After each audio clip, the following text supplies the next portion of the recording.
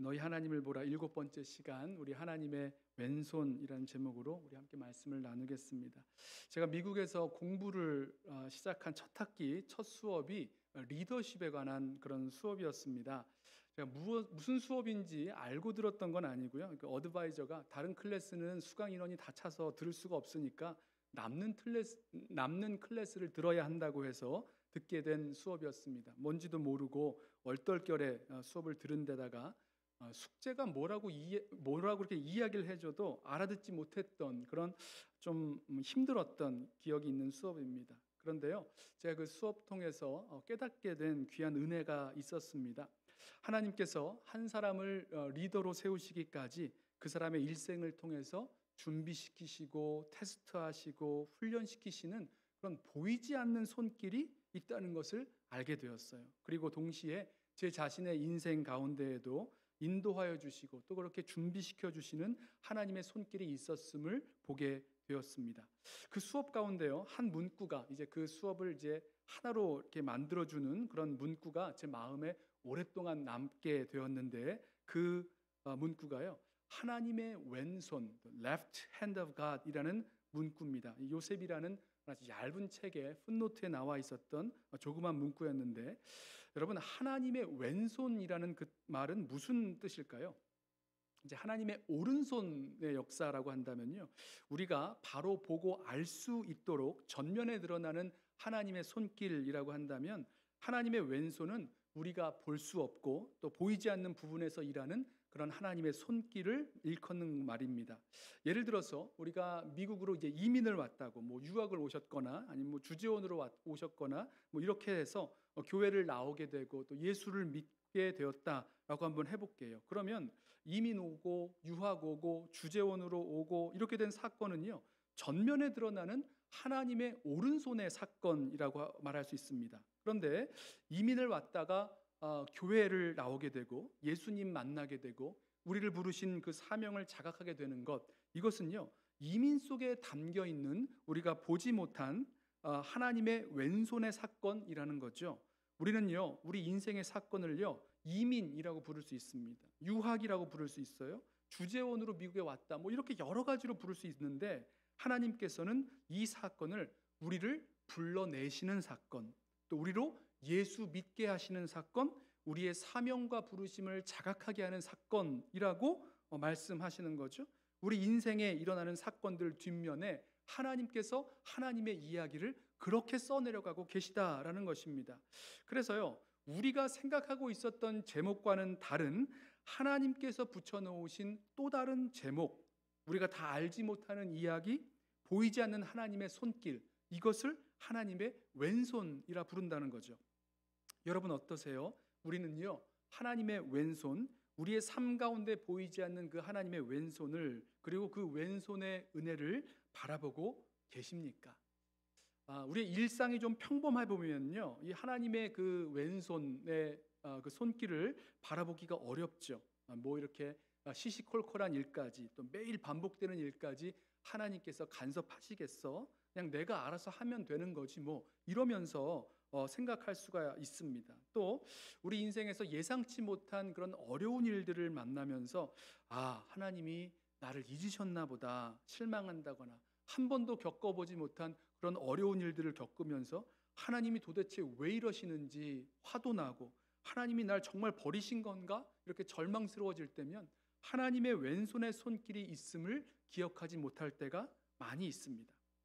우리의 삶에서 잘 보이지 않고 느껴지지 않지만 여전히 일하시는 하나님의 왼손의 손길, 그리고 그 왼손의 은혜를 보지 못할 수 있다는 거죠.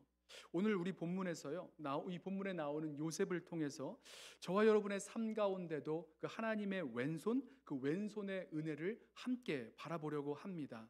요셉의 이 일생은요, 우리들에게 하나님의 왼손의 손길, 그리고 그 하나님의 왼손의 은혜에 눈을 뜨게 해주는 교과서가 될 것입니다. 왜냐하면 요셉은 그 굴곡 많은 인생 여정 가운데 변함없이 함께 하신 하나님의 왼손을 깨달아간 사람이기 때문입니다. 오늘 요셉이 자기 아들들의 이름을 지으면서 고백했던 그 고백 속에 담겨 있는 그 하나님의 왼손의 흔적, 또 다 알지 못한 그 하나님의 왼손의 그 은혜들을 찾아보면서 우리도 하나님의 왼손의 손길을 바라보게 되고 그 왼손의 은혜를 신뢰하며 오늘 2021년 새해를 함께 시작하게 되는 은혜가 있기를 축원합니다.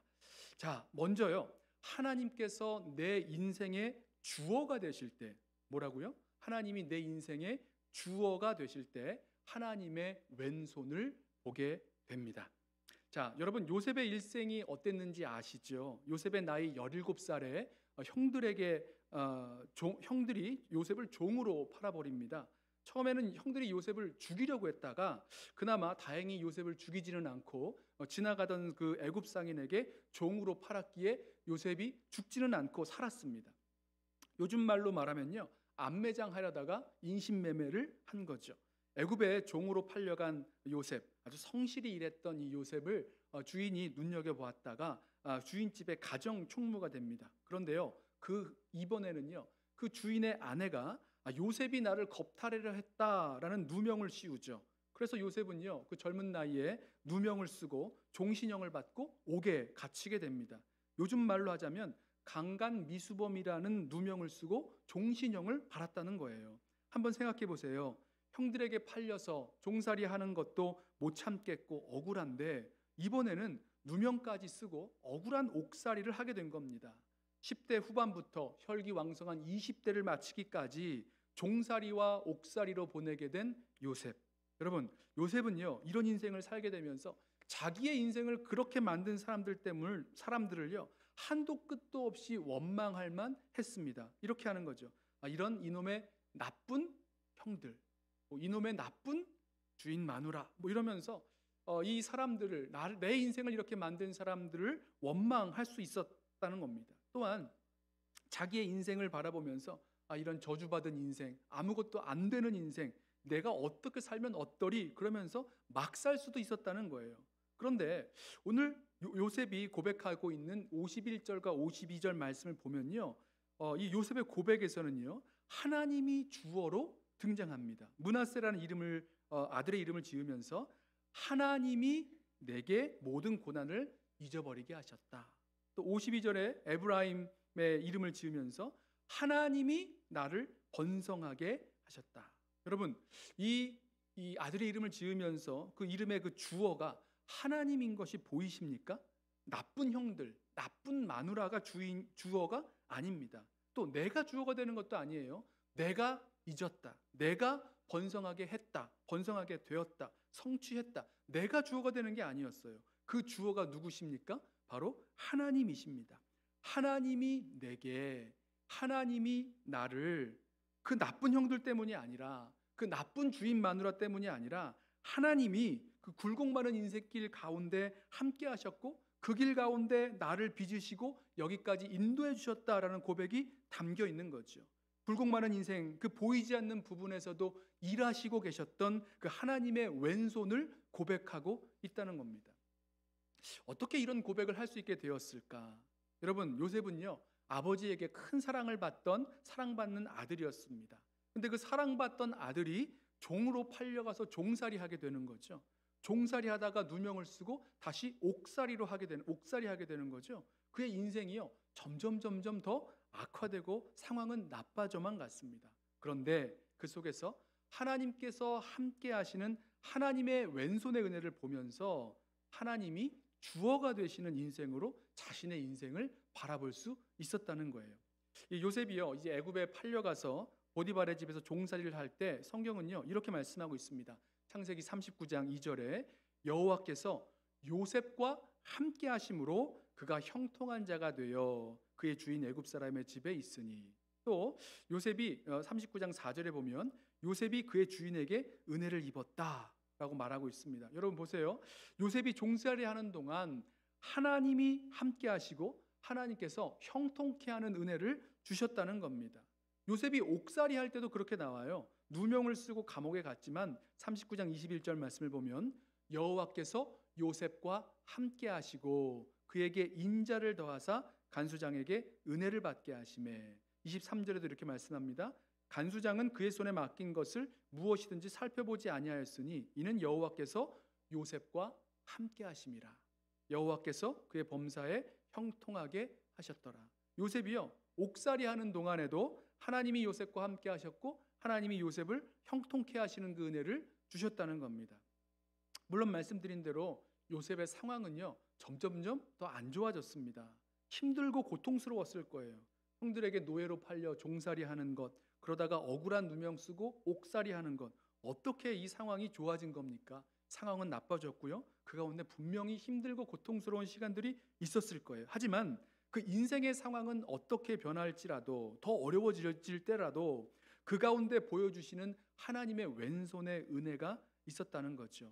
그리고 그 하나님의 왼손의 은혜를 맛보게 될 때, 그때 이 하나님을 인생의 주어로 삼고 고백할 수 있다는 겁니다. 그러므로 저와 여러분, 우리 어떤 어떤 형편 속에서라도 하나님의 그 왼손의 은혜를 맛보게 될 때 우리 함께 기억하게 되기를 원합니다. 우리가 다 모르지만, 우리가 그 고통 중에 그 길을 걸어가고 있을 때에도 하나님께서 우리와 함께 하시며 그 보이지 않는 왼손으로 일하고 계시다라는 사실이에요. 그래서 보이지 않는 하나님의 그 왼손에 눈을 뜨게 되고 그 하나님을 신뢰하게 될 때에 우리는 뭐 이 사람 때문에 저 사람 때문에라는 그런 원망에서 탈출하게 되고 인생의 주인 되시는 하나님을 주어로 삼아 하나님의 그 왼손의 은혜를 고백하게 된다라는 것이죠. 자, 이 보이지 않는 하나님의 왼손을, 두 번째로 이 보이지 않는 하나님의 왼손을 깨달으면요, 과거의 상처와 아픔을 잊을 수 있게 됩니다. 요셉이 그 첫째 아들의 이름을 므낫세라고 지었죠. 무슨 뜻인지 아세요? 51절에 하나님이 내게 내 모든 고난과 내 아버지 온 집의 일을 잊어버리게 하셨다라는 뜻입니다. 요셉은요, 이 므낫세의 이름을 빌어서 그 모든 고난을 잊어버리게 해주셨다, 하나님께서 잊어버리게 해주셨다라고 고백하고 있는 거죠. 여러분, 고통스러운 기억은요, 가장 잊혀지지 않는 기억입니다. 생각할수록 화가 나죠. 생각할수록 못 참습니다. 어떻게 그럴 수 있는지 그 사람이 도저히 용서가 되지 않습니다. 예, 저와 여러분 가운데 그런 마음이 있다면 분명히 깊은 상처가 우리 마음 가운데 있는 걸 거예요. 요셉도 아마 잊을 수 없었을 겁니다. 형들이 자신을 죽이려고 그 구덩이에 던졌을 때의 그 공포감, 구덩이에서 들었던 이 요셉을 살릴지 죽일지 논의하던 형들의 그 목소리, 노예로 팔려서 형들을 뒤로하고 끌려가던 그 광야의 벌거벗은 추운 밤, 보디발의 아내로부터 누명을 쓰고 감옥에 던져졌던 그 첫날의 차가움, 그 모든 기억들 말이에요. 그리고 감옥 속에서 잊혀져 가면서 기약 없이 끝도 없이 있어야만 했었던 그런 옥살이의 시간들, 이 모든 시간들이 분명히 잊기 어려운 고통의 순간이었을 것입니다. 그런데요, 보세요.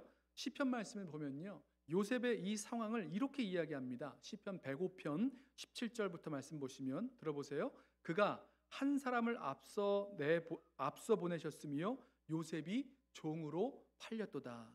그의 발은 착고를 차고 그의 몸은 쇠사슬에 매였으니 곧 여호와의 말씀이 응할 때까지라 그의 말씀이 그를 단련하였도다. 여러분, 요셉이 종으로 팔린 것을 시편 기자는요, 한 사람을 앞서 보내심이라고 노래하고 있습니다. 또 요셉이 발에 착고를 차고 쇠사슬에 매어 옥에 갇힌 것을 그를 단련하였다라고 말씀하고 있어요. 무슨 말씀입니까? 요셉이 당했던 그 고난의 시간, 고통의 시간에 하나님의 왼손으로 이름 붙여 놓으신 다른 이름이 있었다는 겁니다. 요셉이 종으로 팔려간 것은 하나님이 요셉을 애굽으로 먼저 보내신, 앞서 보내신 사건이고, 요셉이 누명을 쓰고 옥에 갇혔던 것, 그 옥살이 했던 것은 하나님이 요셉을 단련시키셨던 사건이라는 새로운 이름을 쓰고 있는 거죠. 사실 이 고백은요, 시편의 기자보다 요셉이 더 먼저 한 고백이에요. 창세기 45장 5절 말씀에 이렇게 말씀하죠. 당신들이 나를 이곳에 팔았다고 해서 근심하지 마소서, 한탄하지 마소서. 하나님이 생명을 구원하시려고 나를 당신들보다 먼저 보내셨나이다. 요셉의 고백이에요.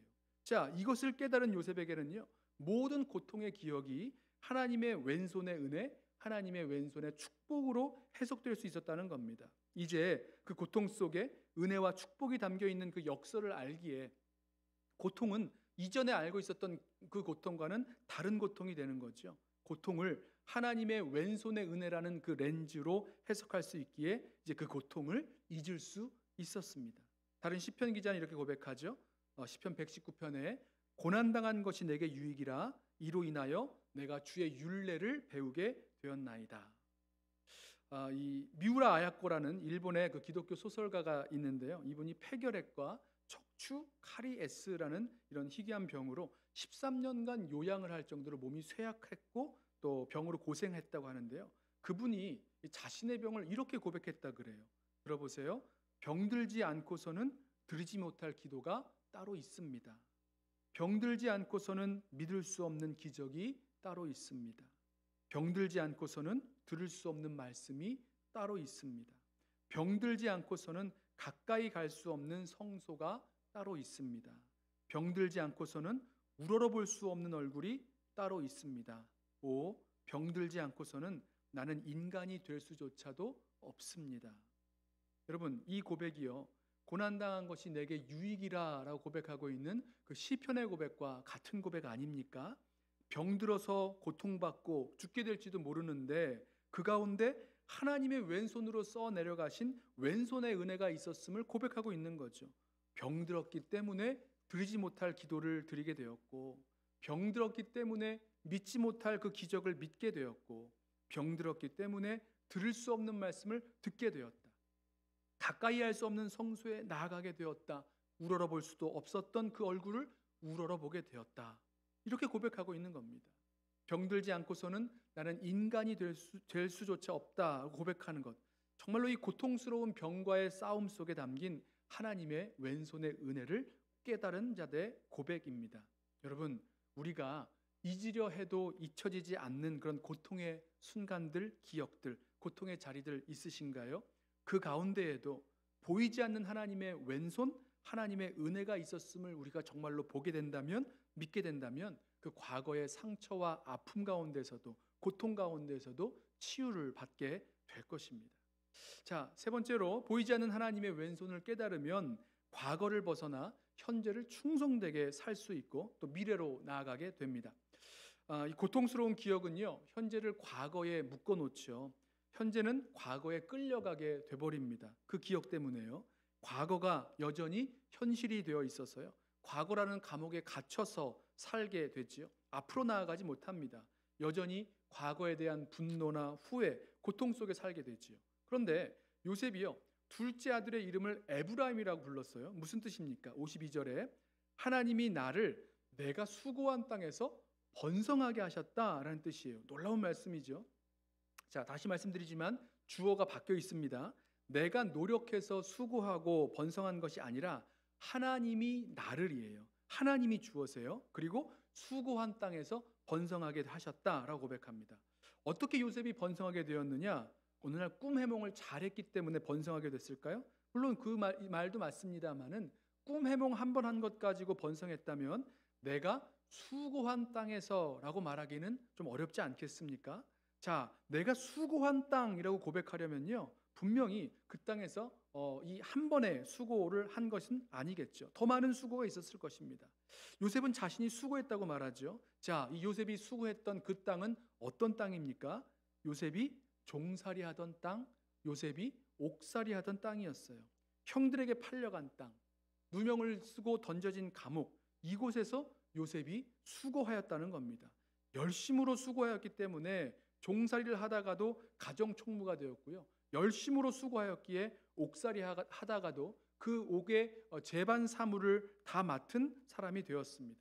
요셉의 수고가 있었죠. 그런데요, 요셉은 그 수고함으로 번성하게 됐는데 그것이 나 자신이 아니라 하나님께서 그렇게 하셨다라고 고백하고 있는 거예요. 조금 더 이 고백의 그 내용들을 생각해 보겠습니다.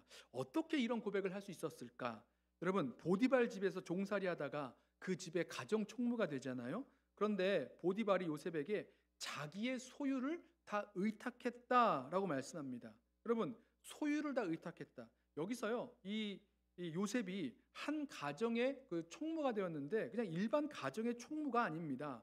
이 보디발이 애굽왕 바로의 친위대장, the captain of guard, 무장 친위대 장군이었고 그의 감옥에는요, 왕의 죄수들, 국사범, 정치범들 이런 사람들이 가두어져 있었어요. 그러니까 요셉이 그냥 가정 총무가 된 것이 아니라, 그냥 가정집의 총무가 된 것이 아니라 상당히 큰 공간에 재무를 맡게 됐다는 겁니다. 소유를 맡았으니까요.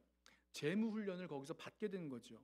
이때의 재무 훈련이요. 나중에 이 요셉이 바로의 국무총리가 되었을 때 그 7년 풍년 때 거두었던 어마어마한 양의 곡물들로 재물과 토지와 사람들을 관리할 수 있는 그 실력이 되었다는 겁니다. 그때의 수고로 하나님께서 번성하게 하신 거죠. 나중에 보디발의 옥에 갇혀서 왕의 죄수들과 함께 옥살이를 하게 되었을 때도 마찬가지예요. 39장 22절 말씀 보면요, 이렇게 말해요. 간수장이 옥중 죄수를 다 요셉의 손에 맡김으로 그 재반 사무를 요셉이 처리하고, 자, 옥중의 죄수를 요셉에게 맡겼으니 옥살이하면서 국사범, 정치범들을 관리하는 인사훈련을 받았었겠죠. 또 재반 사무를 처리했다라고 하니 옥살이하면서 행정 능력 또한 커져갔을 것입니다. 자, 보세요. 요셉에게 재정, 인사, 행정 능력, 이 모든 능력을 어디서 쌓을 수 있었습니까? 바로 종살이하고 옥살이하는 동안, 하나님의 왼손 안에서 충성스럽게 수고하며 섬기는 동안 이루어졌다라는 거예요. 그렇죠. 그때는 몰랐을 것입니다. 그때의 수고와 훈련이 나중에 하나님의 일에 쓰이기 위한 준비되고 있었던 과정이라는 것, 그때는 몰랐겠죠. 다 알지 못했을 것입니다.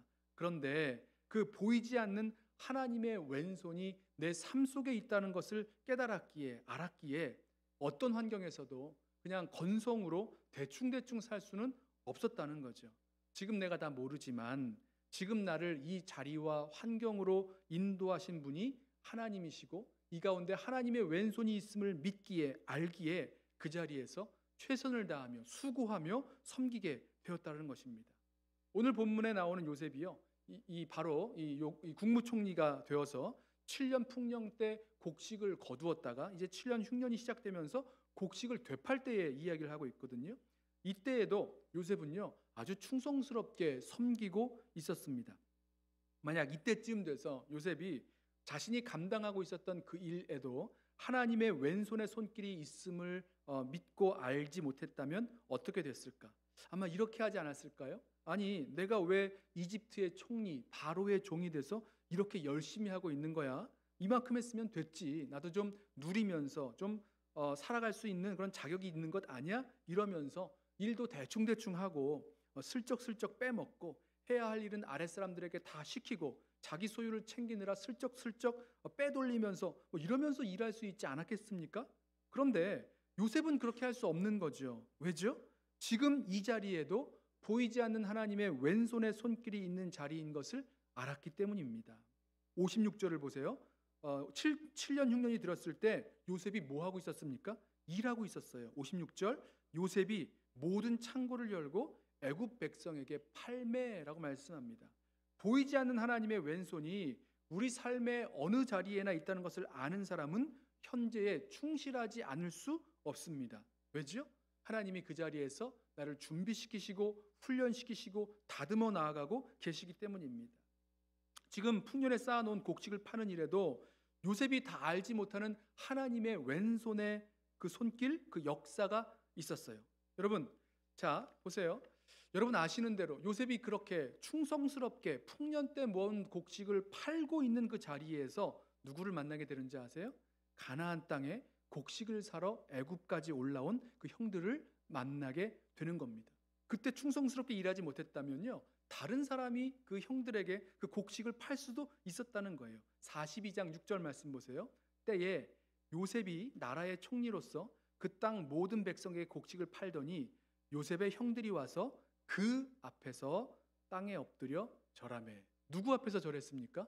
요셉 앞이었어요. 그렇게 충성되게 일하고 있었던 그 자리에서 이 형들이 와서 절하게 된 거죠. 그리고 요셉은 알게 됩니다. 오래전에 꾸었던 꿈, 형들이 요셉에게 절하였다는 그 꿈이 사실은 빌미가 됐거든요. 팔리게 되는 빌미가 됐었는데 오래전 꾸었던 그 꿈이 이루어지는 것을 그때 깨닫게 되는 거죠. 42장 9절에 이렇게 말씀하죠. 요셉이 이제 형들이 절하는 모습을 보고 그들에 대하여 꾼 꿈을 생각하고, 그날 요셉이요 곡식을 이제 모아놓은 것을 팔기 위해서 나아간 그날 예전에 꾸었던 꿈, 이제 하나님께서 요셉에게 주셨던 그 꿈이 이루어질 것을 알고 있었을까요? 아니요. 전혀 생각지도 못하고 있었을 것입니다. 그런데 그날 그렇게 충성스럽게 일하고 있었던 그 어느 날 하나님은 그 꿈을 이루어 주셨다는 거죠. 나중에 요셉이요 형들에게 한 말이 있어요. 50장 19절 말씀이 이렇게 말하는데요. 요셉이 그들에게 이르되 두려워하지 마소서. 내가 하나님을 대신하리이까. 당신들은 나를 해하려 하였으나 하나님은 그것을 선으로 바꾸사 오늘과 같이 많은 백성의 생명을 구원하게 하시려 하셨나니. 사랑하는 성도 여러분, 우리 믿음의 여정을 걸어 나아가는 그 평범한 일상 가운데에도 또 예상치 못한 그런 어려움 가운데에도, 아니 고통스러운 삶의 그 시절과 자리 가운데에도 그 가운데 이 악을 선으로 바꾸어 주시는 하나님의 왼손의 손길이 있음을 우리 믿음의 눈으로 함께 바라보는 저와 여러분 되기를 원합니다. 말씀을 마치려 합니다. 사랑하는 성도 여러분, 하나님께서 우리를 그 품에 안아주실 때 하나님의 오른손만으로 안으시는 것이 아니라 하나님의 왼손으로도 우리를 함께 안아주고 계십니다. 다 이해가 안 되는 상황 속에서라도, 때로는 절망의 자리에서라도 보이지 않는 하나님의 왼손의 손길이 있음을, 그리고 그 선한 능력이 있음을 알고 믿고 바라보며 소망 가운데 주신 그 자리에서 충성스럽게 살아갈 수 있는 저와 여러분 되시기를 주님의 이름으로 축원합니다. 기도하겠습니다.